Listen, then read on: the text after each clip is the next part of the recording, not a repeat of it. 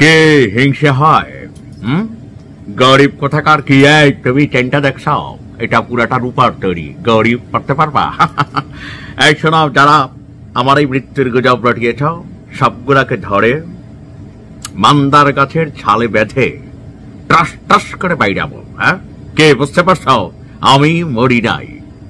না মানে আমি না, আমার শুনে বুঝতে পারছেন কার কথা বলছি। আজকে সারাদিন সোশ্যাল মিডিয়া প্ল্যাটফর্মে সাফাতুল্লাহ ওরফে শব্দ বোমা নিক্ষেপকারী, আমি জানি না আমার এই ভিডিও দেখে আবার কোন গালাগালি করে, কারণ অতীত থেকে সাফাতুল্লাহর সাথে আমার একটা কুসম্পর্ক রয়েছে। পাল্টাপাল্টি ভিডিও বানাইতাম এক সময়, পরে মনে হয়েছে যে বুড়া রেডি আর ভিডিও বানায় লাভ নাই, ছেড়ে দিছি। বাট আজকে আমিও হঠাৎ করে আমার ফ্রেন্ড লিস্টে থাকা বন্ধুদের পোস্টের দিকে খেয়াল করলাম যে আসলে কি বুইরা মারা গেছে নাকি। তো একটু পরেই আর কিছুক্ষণ পরে আমি পোস্টটা দেখলাম। বাংলাদেশে দেখেন অনেক কিছু ঘটছে, তার মাঝখানে মনে হয়েছে যে মাঝে মাঝে একটু বিনোদন দরকার। জাতি হিসেবে এই মুহূর্তে আমরা যথেষ্ট ডিপ্রেসড, স্ট্রেসড এবং ব্লা ব্লা ব্লা। আপনার গতকালকে রাতে হঠাৎ করে আপনার ফেসবুকের বিভিন্ন পেজ থেকে সাফাতুল্লাহ সেফুদা অস্ট্রিয়ার রাজধানী ভিয়েনার স্থানীয় সময় সকালে মারা গেছেন বলে একটা পোস্ট ভাইরাল হয়।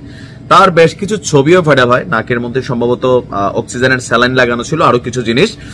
তো এই বিষয়টা আসার পরে সাফাতুল্লাহ এর আগেও কিন্তু 2-3 বার ফেসবুকে মরছে, বাস্তবে মরে নাই, এখনো জিন্দা আছে। যাই হোক, হায়াতমত আল্লাহর হাতে। তো এর পরপরই সেফুদা লাইভটাতে আসছেন। কিছুক্ষণ আগে বলছেন যে আমার মৃত্যুর বিষয়টি গুজব এবং দেশের এক শ্রেণীর নব্য রাজাকার আলবদররা এই ধরনের মিথ্যা প্রচার চালাচ্ছে। সেফুদা এই মুহূর্তে অসুস্থ। এর আগে আমি বলছি সেফুদার উত্থানে বা গালিবাজে সেফুদা বা শব্দবোমা নিক্ষেপকারী সেফুদা সোশ্যাল মিডিয়া প্ল্যাটফর্মকে কিভাবে গালি দিয়া মানে মানুষের মন জয় করা যায়, অথবা কিভাবে গালি দিয়া মানে আমি আপনি যে গালিগুলা দিতে পারি না কোন কঠিন ব্যক্তির বিরুদ্ধে অথবা কোন একটা শ্রেণীর বিরুদ্ধে, সেফুতুল্লাহ সেফুদা সেই ধরনের গালি দিয়ে কিন্তু জনপ্রিয়তা পেয়েছিল। তো সর্বশেষ খবর পাওয়া পর্যন্ত সেফুদা হাসপাতালে চিকিৎসাধীন আছে, মরে নাই। মানে হাসপাতালে যায় আবার আসে, কারণ আপনারা জানেন যে এর আগে তার বড় ধরনের কয়েকটা মেজর অপারেশন হয়েছিল। তো ওই অপারেশন সময়কালীন বেশ কিছু ছবি সেফুদা তার ফেসবুকে দিয়েছিল। সেই ছবিগুলো থেকে আসলে মৃত্যুর এই গুজবটা রটিয়েছে। তার যে পরিবার এবং কি তার এই ফেসবুক লাইভের মাধ্যমে এটা তো ক্লিয়ার।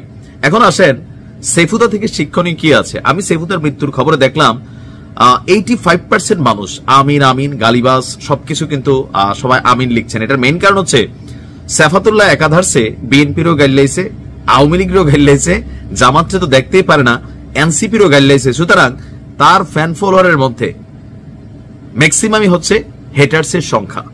দেখে সবাই, কিন্তু আসলে গালিকে এনজয়ও করে, কিন্তু অন্তর থেকে শ্রদ্ধা ভালোবাসার জায়গাটা মনে হয় না যে গালিবাজরা ছাড়া কেউ ধারণ করে। আমার এই ভিডিওর জন্য আমারে আবারও পোস্টমর্টম করতে পারে কে সাফুদা হবে না কি এক হাত, হ্যাঁ গরিব।